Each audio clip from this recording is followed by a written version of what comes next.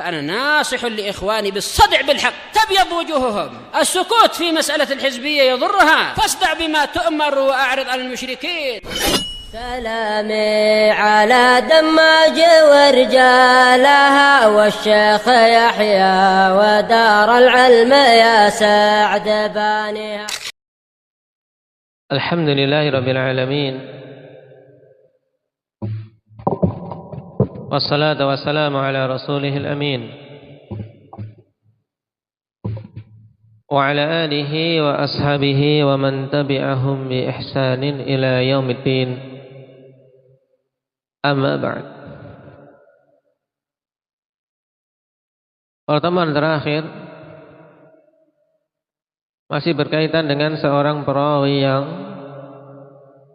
pendusta. Siapa namanya?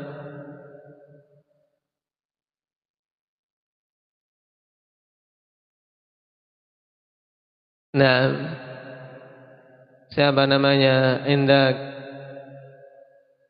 Ukasha.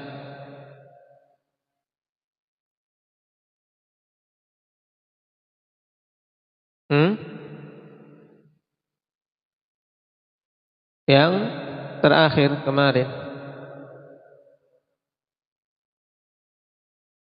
perawi yang pendusta, Aban bin Abi Ayyash. Taib.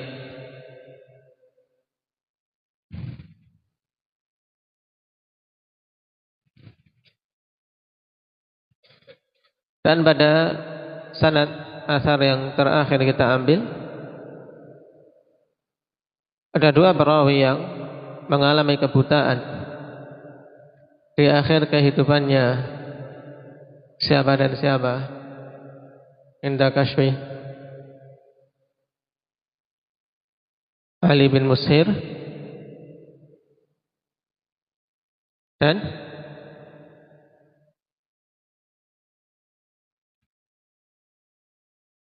Suwaid ibnu Sa'id. Naam, Suwaid ibnu Sa'id beliau mengalami kebutaan di akhir kehidupannya. Taib. Demikian pula Ali bin Mushir. Oleh karena itulah pada riwayat-riwayat akhirnya ada riwayat-riwayat yang gharibah. Dan di sana ada yang bahkan semenjak lahir sudah buta, tapi ketika Allah menginginkan untuk mengangkat derajatnya, Allah anugerahkan kepadanya ilmu, dan ilmu yang luar biasa. Nah, siapa itu? Indah Abdurrahman Qatadah Ibnu Di'amah As-Sadusi rahimahullahu ta'ala.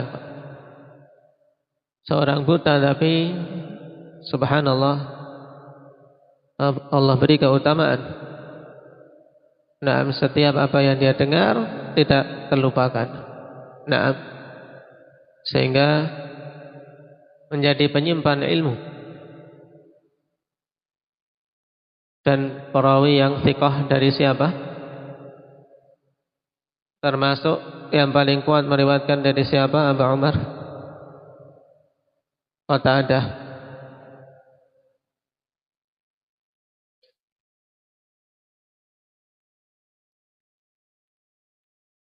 Anas bin Malik radhiyallahu anhu. Taib. Sekarang kita masuk pada asar berikutnya. Qala al-Imam Muslim rahimahullah, haddatsana Abdullah ibnu Abdurrahman ad-Darimi al-Hafidh al-Mashhur sahibul Musnad, Musnad ad-Darimi.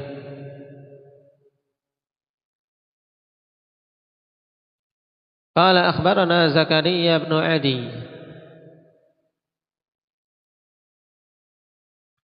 Ibn Zuraiq Abu Yahya Al-Kufi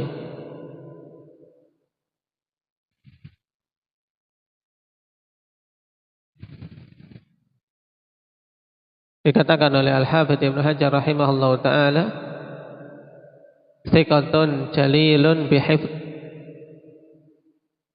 Dan seorang thiqah yang mulia dengan hafalannya.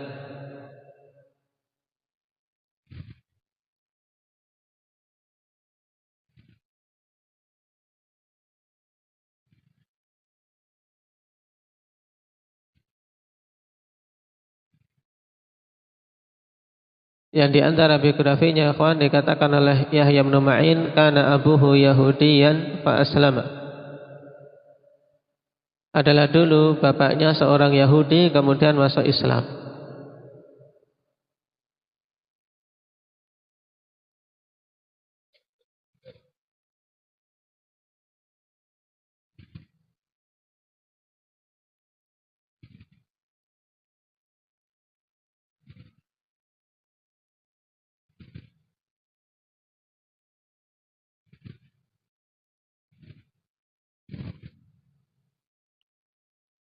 Qala li Abu Ishaq Al-Fazari.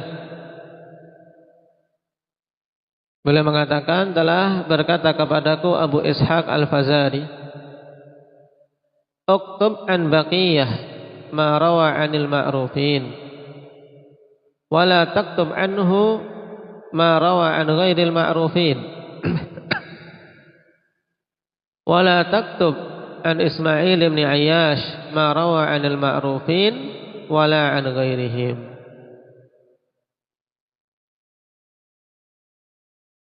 Di sini Zakaria bin Adi meriwayatkan perkataan Abu Ishaq Al-Fazari, seorang thiqatun hafidh yang dikenal kethiqahannya kawan juga kesolehan serta kekokohan dalam memegang sunnah. Taib.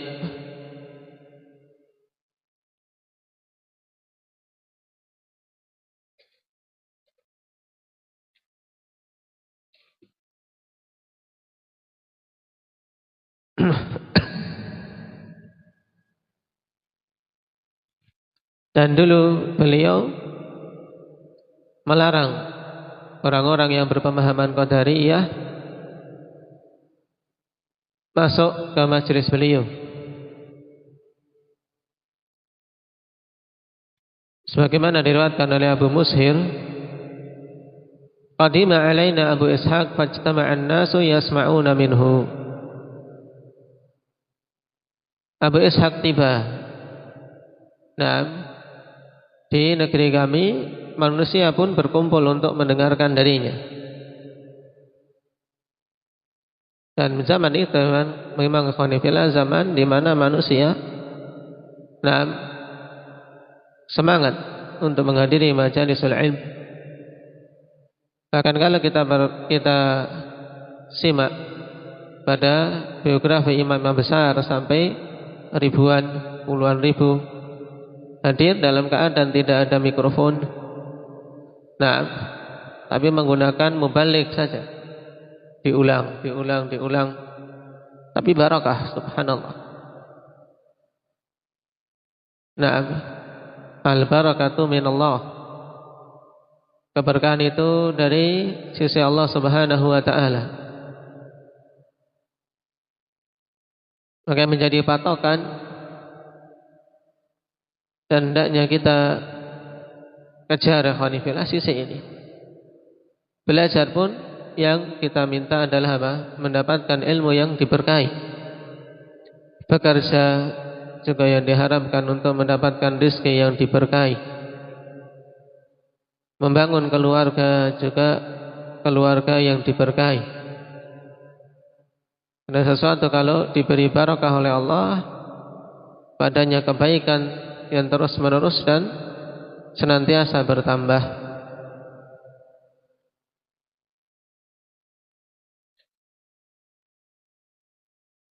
Faqala li ukhruj ila nas faqul lahum man kana yara al-qadar fala yahdur majlisana.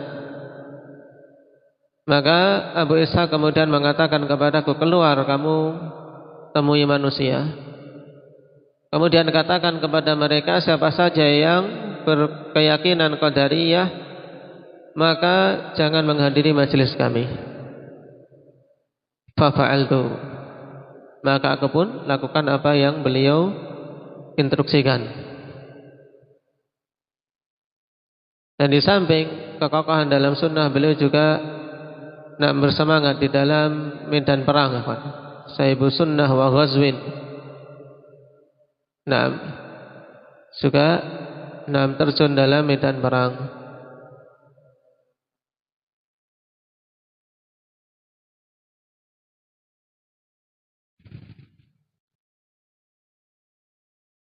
Bahkan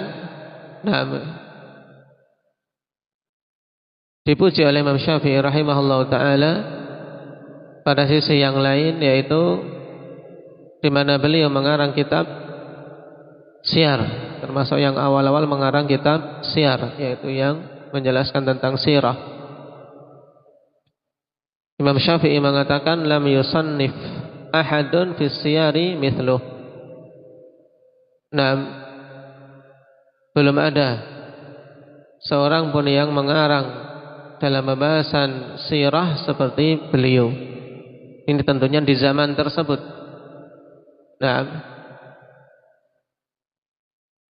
Taib, ini tentang Abu Ishaq Al-Fazari. Taib. Beliau ikhwan membimbingkan kepada Zakaria Ibnu Ati, tulislah dari Baqiyah apa-apa yang dia riwayatkan dari ma'rufin, dari orang-orang yang ma'ruf, dari perawi-perawi atau masyayikh yang ma'ruf, yang telah diketahui. Dan yang dimaksud dengan Baqiyah khonifillah yaitu Baqiyah Ibnul Walid Al-Kala'i Al-Himsi. Baik, Baqiyah Ibnul Walid Al-Kala'i telah kita lewati di depan.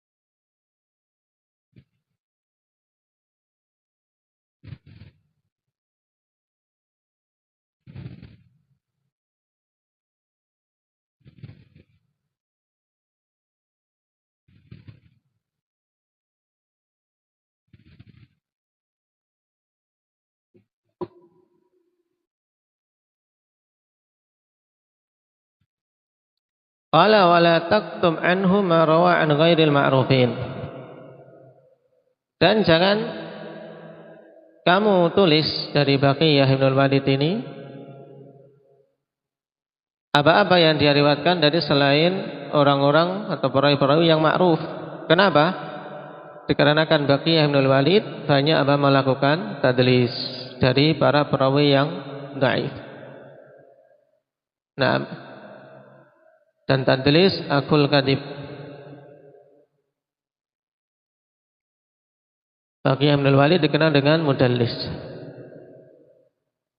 Qala wala taktum an Ismail bin Ayyash bin Sulaim Al-Ansi. Apa saja yang dia riwayatkan baik dari perawi yang ma'ruf maupun yang tidak ma'ruf. Jadi kalau Ismail bin Ayyash ini ditolak semua riwayat-riwayatnya.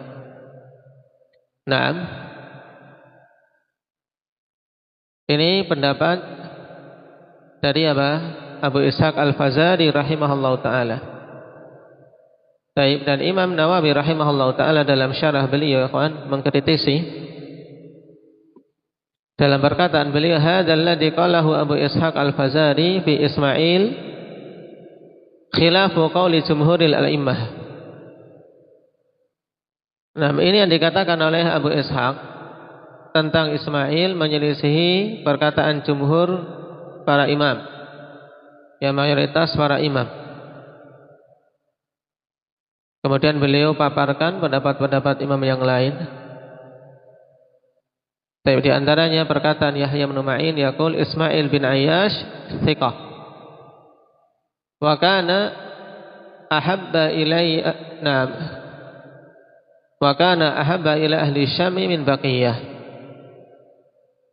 Dan adalah beliau lebih dicintai oleh penduduk Syam daripada Baqiyah bin Al-Walid.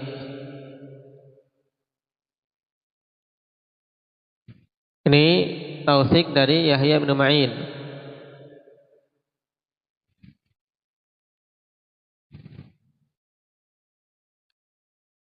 Dan Imam Bukhari rahimahullah ta'ala mengatakan marawa anis syamiyyin asah. Apa-apa yang diriwayatkan dari perawi Syam itu lebih sahih.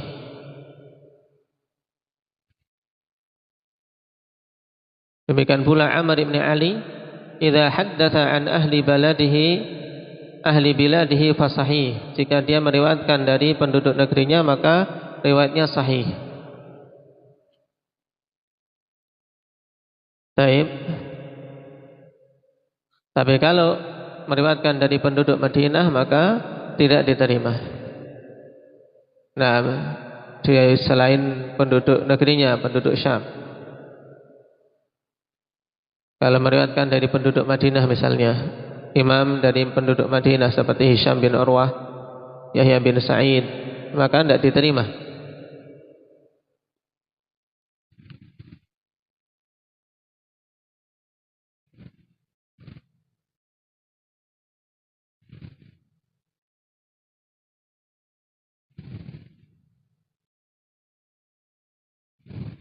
Dan Ibnu Hibban rahimahullah ta'ala mengatakan kana Ismail minal huffadil mutqinin fi hadithihim falamma kabura taghayyara hifdhuh fama hafidha min sabahu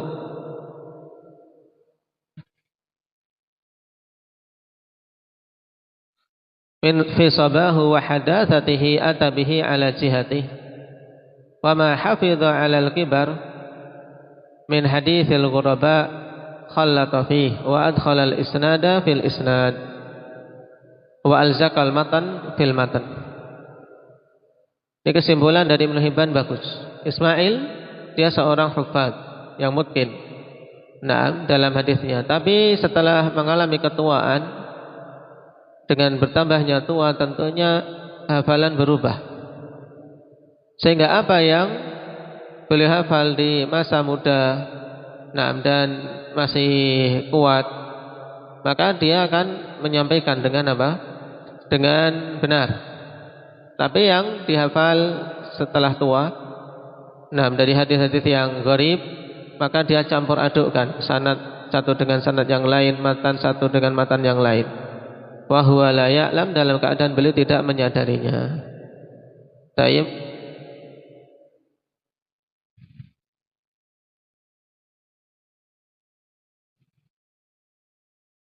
Dan kesimpulan dari Al-Hafidz Ibnu Hajar rahimahullah ta'ala dari perkataan para immah, na'am, saduqun fi riwayatihi an ahli baladih mukhallitun fi ghairihim, itu intinya.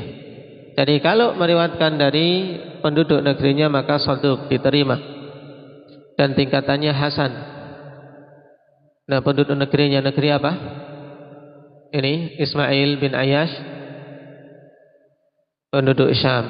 Nah, kalau masyayikh Syam yang dia ambil maka diterima, meriwayatkan dari masyayikh Syam, maka riwayat Ismail bin Ayyash diterima. Adapun dari selain masyayikh Syam maka tidak diterima karena tercampur adukkan. Tayyib. Dari sini kita ketahui akhwan bahwasanya yang disebutkan oleh Abu Ishaq Al-Fazari dalam riwayat Muslim tadi menyelisihi jumhur para immah. Tayyib. Di mana Abu Ishaq Al-Fazari menyatakan tidak diterima secara totalitas, dan ini keliru. Bahkan riwayat Ismail dari Syamiyin diterima. Sedangkan dari selain Syamiyin maka itulah yang ditolak. Ini kesimpulan tentang Ismail bin Ayyash. Taib. Barakallahu fiikum, naktafi bihadza walhamdulillahi rabbil alamin. Subhanakallahumma wa bihamdika.